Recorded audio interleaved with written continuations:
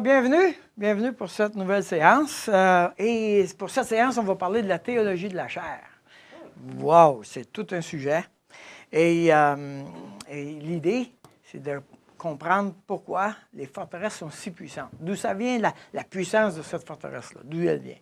Donc, on va examiner ça, puis on est encore ensemble avec un beau groupe, là.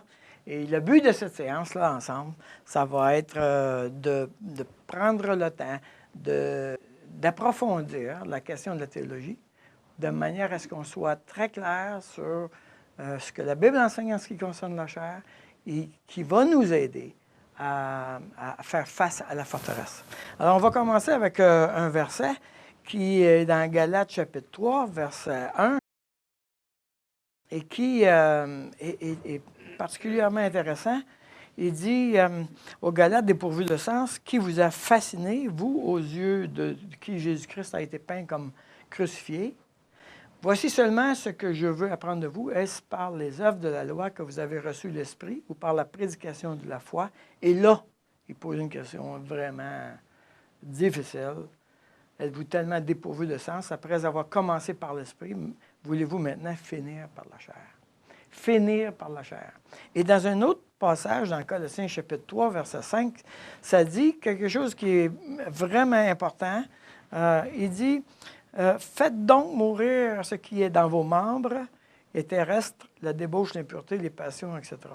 Alors, il y a deux choses que nous apprenons par ces versets-là. Premièrement, qu'on peut marcher selon la chair, et deuxièmement, qu'on peut faire mourir la chair. Donc, on va tenter d'examiner cette question-là et on va tenter d'identifier les occasions où je marche par la chair. OK? Alors, pour nous mettre en route, on va, vous poser la question, que signifie marcher par la chair ou marcher selon la chair? Que signifie marcher selon la chair? Et vous qui nous écoutez, je vous invite à mettre la vidéo sur pause. Mettez la vidéo sur pause et répondez à cette question. Que signifie marcher selon la chair?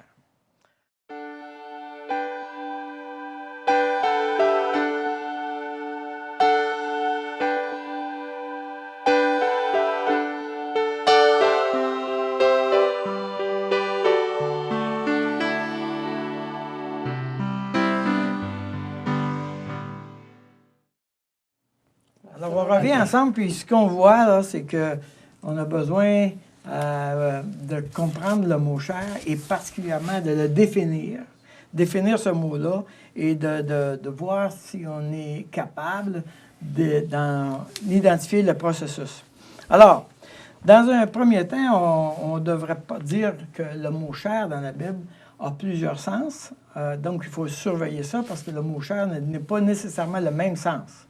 Alors, un des sens qui est commun, c'est en parlant d'une manière générique. Toute chair est comme l'herbe. Alors, en parlant de toute l'humanité, c'est les hommes. Alors, on est en train de parler de toute chair est comme l'herbe. Ça peut être, nous n'avons pas à lutter contre la chair et le sang.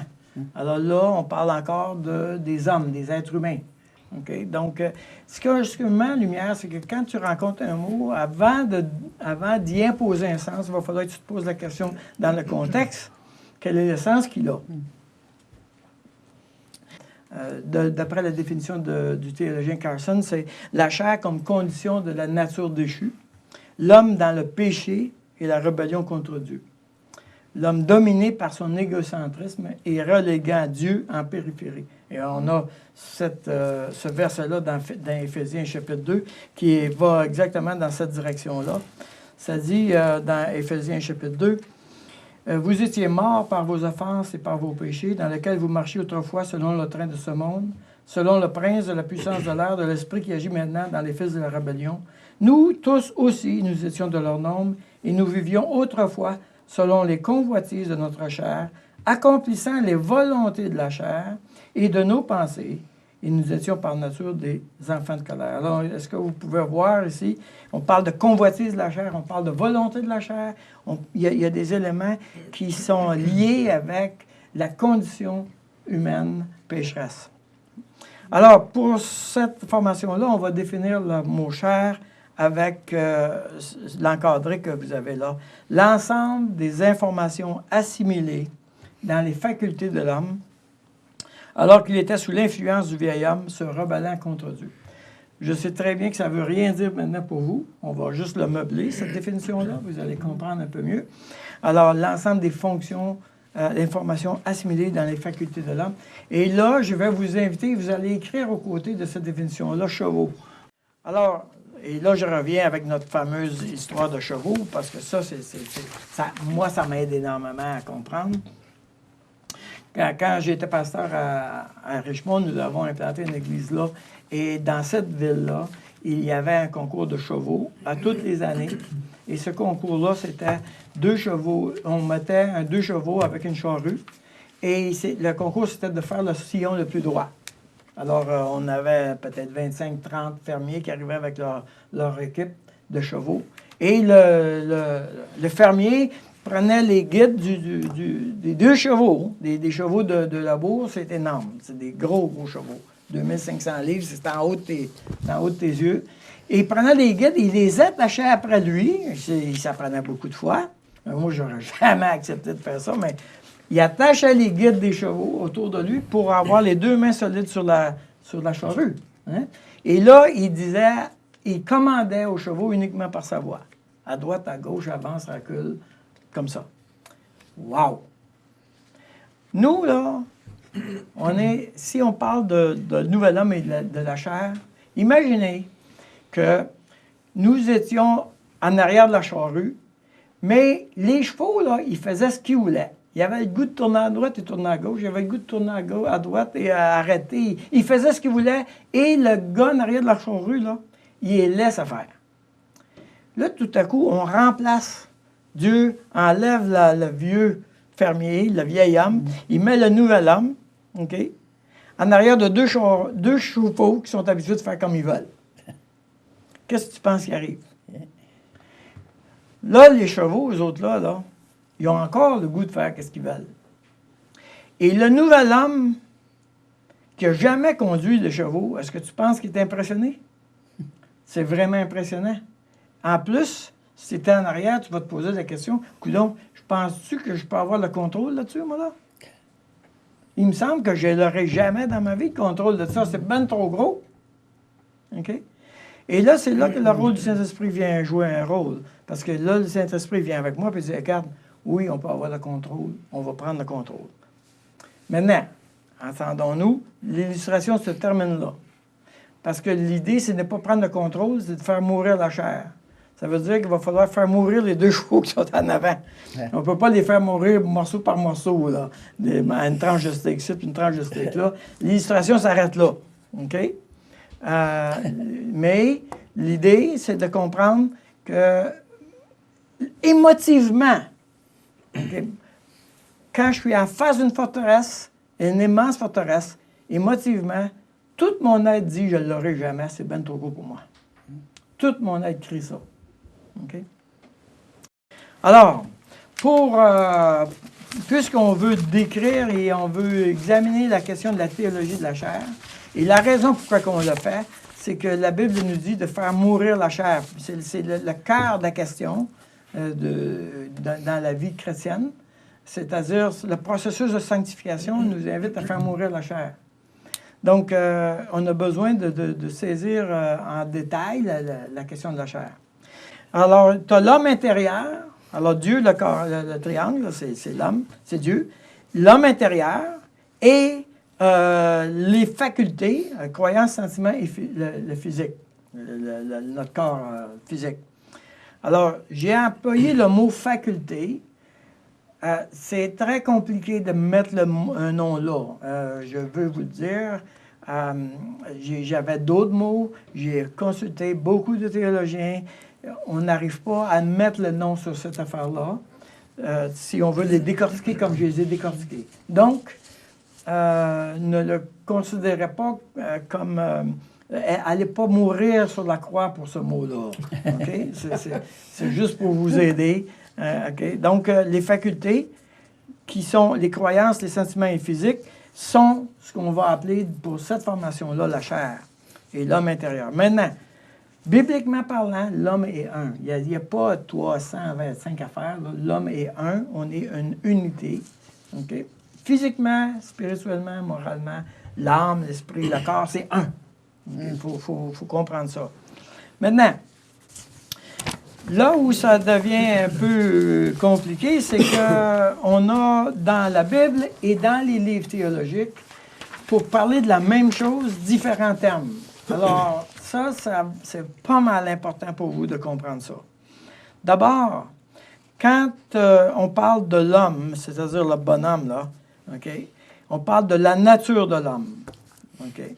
Alors, dans la Bible, quand on parle de la nature de l'homme, on a le vieil homme, l'homme intérieur, l'homme naturel, puis l'homme spirituel.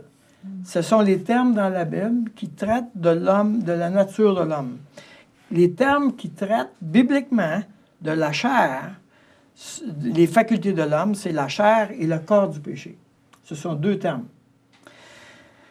Vous avez uniquement dans Éphésiens chapitre 4 les mêmes termes, mais là, ils font référence à un mouvement.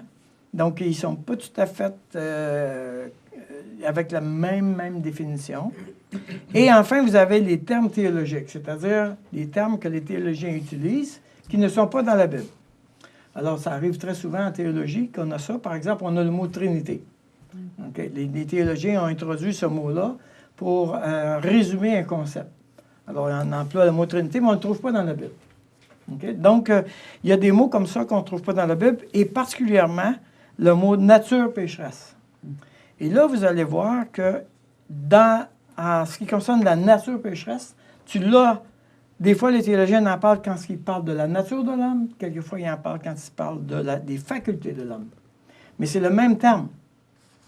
Alors, ça ajoute énormément de confusion à cause de la nomenclature. Et il faut se poser la question, quand tu lis un livre chrétien et tu tombes sur le mot nature pécheresse, il faut que tu te poses la question, il parle-tu de la chair ou est-ce qu'il parle de l'homme intérieur? Il faut que tu te poses cette question-là parce que chaque théologien va faire un mix. Okay? Donc, c'est pas mal important. Vous allez voir pourquoi tout à l'heure et au fil de la formation, parce que cette compréhension-là va me donner l'espoir de la victoire ou non. C'est gros, là. C'est vraiment gros. De comprendre ça va me donner l'espoir de la victoire ou non. Alors, c'est vraiment important. La nature pécheresse, quand on parle de l'homme, ça, c'est quelque chose qui a énormément jeté de confusion et probablement que vous avez déjà entendu, si vous êtes un croyant de moindrement quelques années, vous avez entendu des prédicateurs qui ont dit « En dedans de toi, tu as un chien blanc et tu as un chien noir. Si tu nourris le chien noir, c'est lui qui va prendre le contrôle. Si tu nourris le chien blanc, ça va être lui qui va prendre le contrôle. Okay? » Autrement dit, il mettait la nature pécheresse et la nouvelle nature en conflit un avec l'autre. Okay? Et dépendamment... Mais maintenant, le problème, c'est qu'on n'a pas deux natures. Ça n'existe pas, ça. Il y a juste Dieu qui avait deux natures, une nature divine et une nature humaine. Nous, on n'a pas deux natures. On n'a pas une nature pécheresse et une nouvelle nature. Okay? Donc, c'est extrêmement important de savoir que je n'ai plus la nature pécheresse. J'ai juste une nouvelle nature. Ça va être vraiment important parce que ça va faire une différence quand je vais me mettre à me battre contre le péché. OK? Alors, nous allons voir comment ça fonctionne. Premièrement, quand Dieu nous a créés, il nous a créés parfaits, évidemment, et nous étions en communion avec lui. L'homme intérieur est en communion avec Dieu.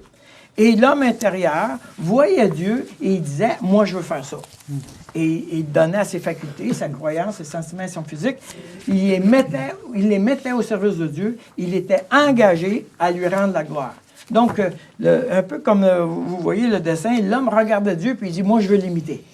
Je veux l'imiter, je veux être comme lui. Donc, il était totalement engagé à être de plus en plus à l'image de Dieu. Parce qu'il la regardait continuellement, puis il cherchait à l'imiter.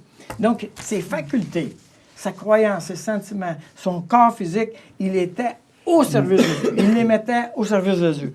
Mais, ce qui est arrivé, c'est que le péché est arrivé, mais l'homme a été séparé de Dieu.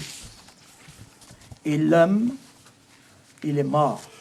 Alors, c'est pour cette raison on parle du vieil homme, c'est-à-dire cet homme irrégénéré qui n'est plus en contact avec Dieu. Donc, il ne voyait plus Dieu, et s'il ne voyait plus Dieu, lui, il n'y avait plus de raison d'aller dans une direction ou dans une autre. Alors, qu'est-ce qui se passe? Il se met à écouter ses facultés, puis il commence à avoir des sentiments et des goûts physiques, puis il dit, oh, ben, ça a l'air de la fun, on va faire ça. Et tout à coup, il y a une inversion complète. Tout à coup, ce sont ses facultés qui lui disent qu'est-ce qu'il devrait faire. Et là, il apprend, ben, j'aime ça, ces convoitises-là, j'aime ça, cette affaire-là, j'ai peur de ça, etc. Et tout à coup, toutes les facultés, alors qu'ils devraient être à son service, ils ont pris le contrôle de lui. OK? Alors, il y a eu une inversion. À ma conversion, tout à coup, le vieil homme, la Bible dit, il a été remplacé par le nouvel homme. Et ça, c'est vraiment important. On va lire Romains chapitre 6, verset 6. Ce texte-là est crucial pour comprendre ce qui se passe. Dans Romains chapitre 6, verset 6, ça dit « Sachant que notre vieil homme a été crucifié avec lui, afin que le corps du péché soit réduit à l'impuissance, pour que nous ne soyons plus esclaves du péché. » Alors, voyez-vous, là, il y a deux entités. Le vieil homme a été crucifié et le corps du péché est réduit à l'impuissance. Donc, il n'est pas mort. Le corps du péché n'est pas mort. Il est réduit à l'impuissance. Le vieil homme est mort. Le vieil homme est mort. Maintenant, c'est un nouvel homme.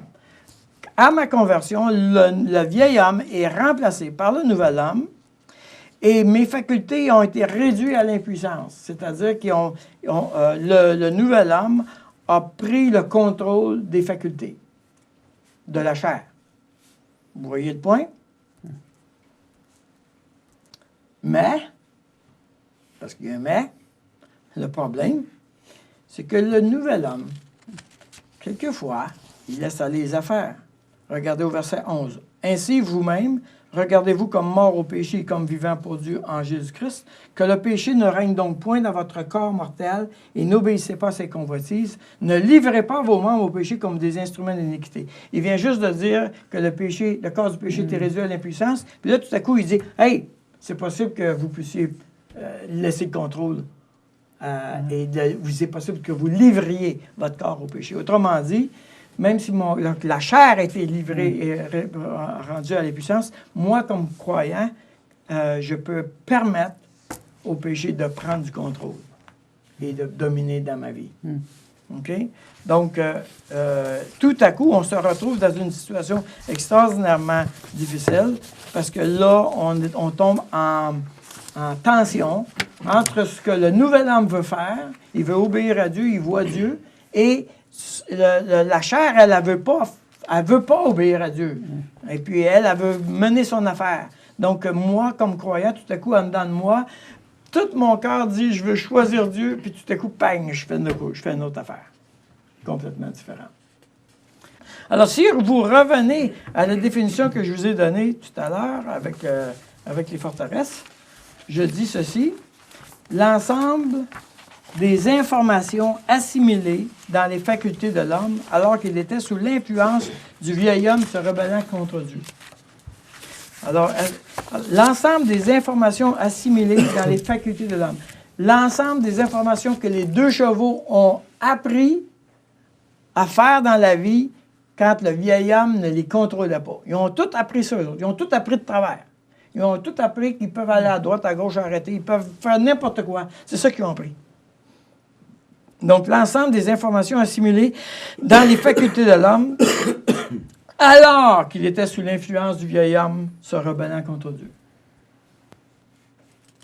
Alors, l'ensemble de l'information que j'ai dans la vie, je l'ai apprise par le vieil homme, et maintenant, il y a un nouvel homme, et ce nouvel homme doit faire mourir tout ce qui appartient à la chair.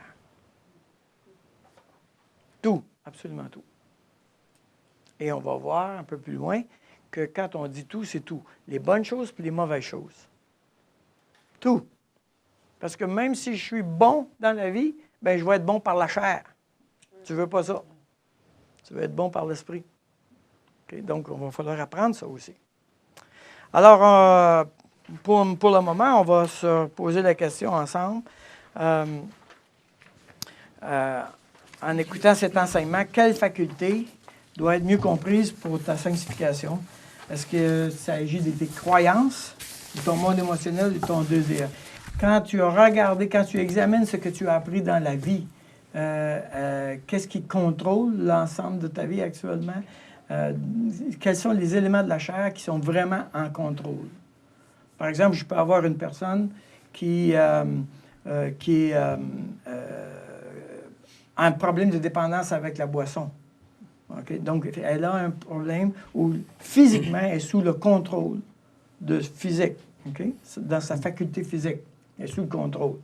C'est ça que je veux dire par là. C'est-à-dire qu'il y a des éléments qui, quand je me regarde vivre, contrôlent ma vie. Mais j'ai peur, je me sens insécure. J'ai pris des décisions, puis je marche avec mes décisions. Alors, on est dans la faculté de penser. J'ai peur, je me sens insécure, je suis anxieux, je me mets dans la faculté émotionnelle. Voyez-vous? Donc, on va vous donner l'occasion de réfléchir là-dessus et vous poser la question, qu'est-ce qui contrôle la chose? On vous laisse là-dessus, vous qui nous écoutez, et on vous invite à réfléchir sur ça et d'en échanger entre vous. Alors, à la prochaine.